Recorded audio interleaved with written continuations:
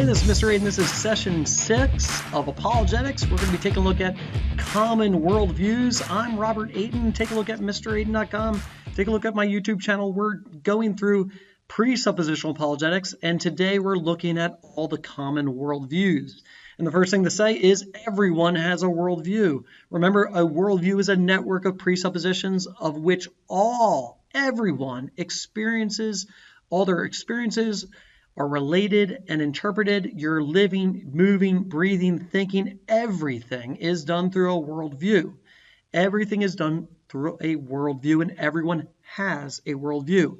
And all worldviews are incoherent and inconsistent except for the biblical worldview. I know that seems like a pretty forceful statement, but it is true, and we're going to take a look at it today. So we're going to be taking a look at all the common worldviews. The first one is what's called theism. Theism is a belief in a higher power, and the higher power may not be the triune God of Scripture. It may be a God, little g, gods, or even things or people. Many Christian apologists today, those evidential apologists that I've been talking about, they will argue for basic theism. They will not argue for the triune God of Scripture. They will argue for basic theism by stating that a God, not the God, but some God exists because the preponderance of evidence, the majority of evidence, points to a creator, a deity, a God, and then they'll try to go in to prove that it is the Christian God. Now, many of these Christian apologists would say that they're doing apologetics, but they are not doing biblical apologetics.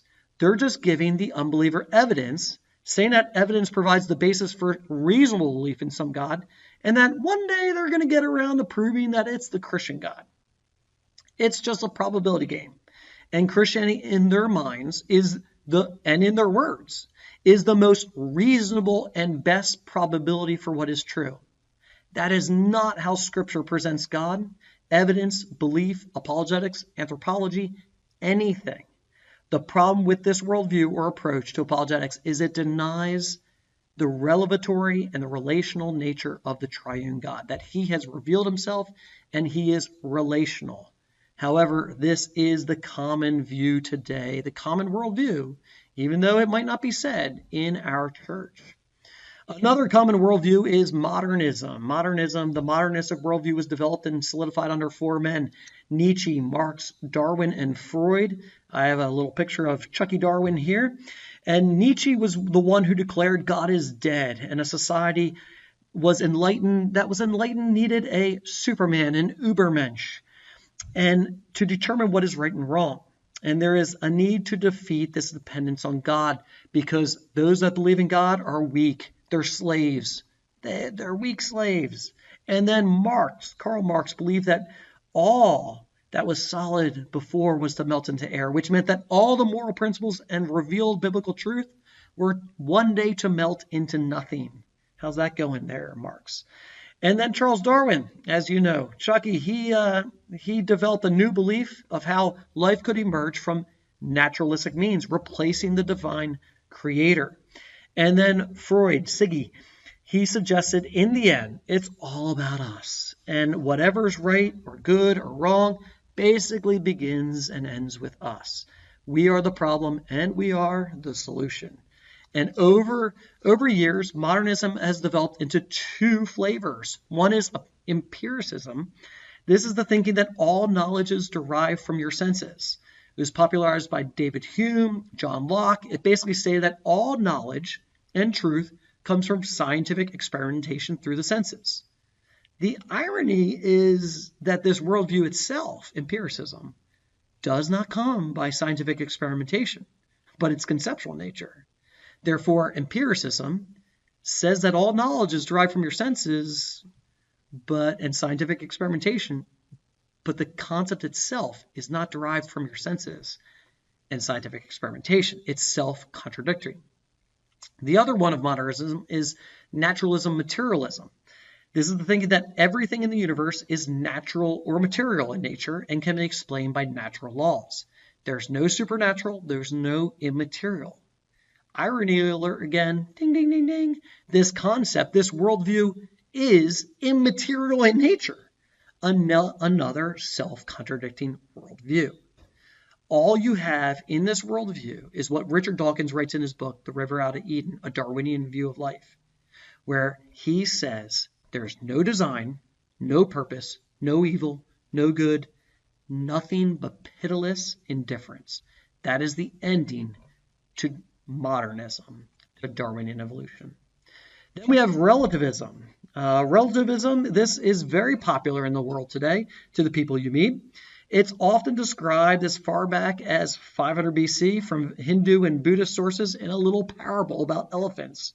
This analogy shows 6 blind men who are told there's an elephant in town. And these blind men decide to explore the animal they've never experienced before by touching it.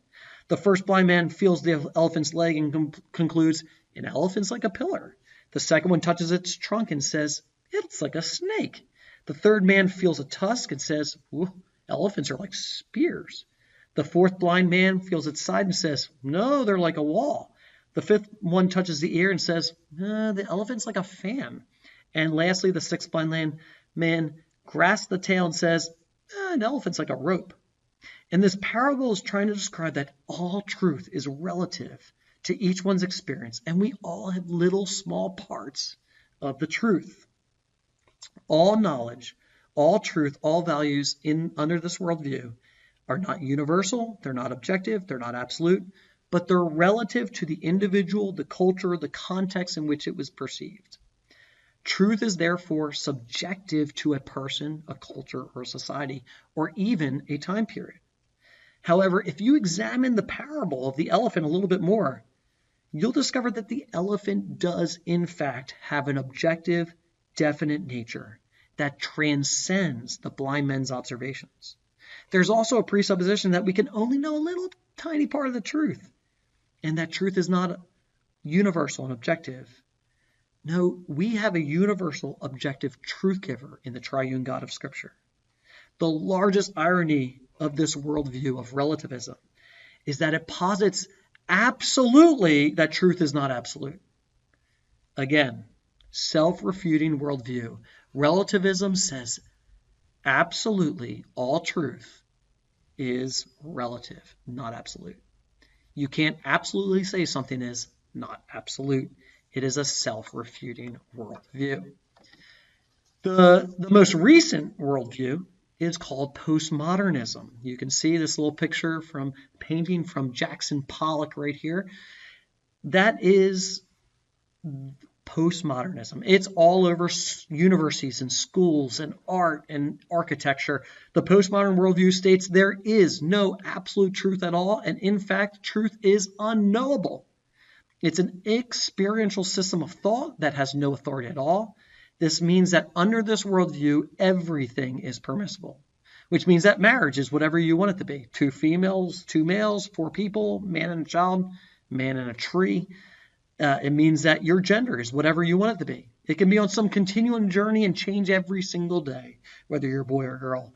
If you want something inside, if you want to think something inside the womb is just a blob of tissue, who cares, right? There is no authority. No one can say you're wrong. The crazy thing is this is the craziest of all. It's a self-refuting, self-contradicting worldview. It's not hard to find the self-refuting and self-contradicting nature of this. It's telling you absolutely there's no absolute truth. And it's telling you absolutely with absolute authority there's no absolute authority. It is self-refuting and self-incoherent. The only one is the biblical worldview. The only worldview that is consistent within itself is the biblical worldview, which says that all knowledge is derived from the triune God of Scripture. We need the triune God of Scripture and his preconditions for intelligibility to know anything. And the Bible is the sole infallible rule of faith in life and the church. This is the basis. The self-revelation of God himself is the basis for the only consistent and only coherent worldview of all the common worldviews.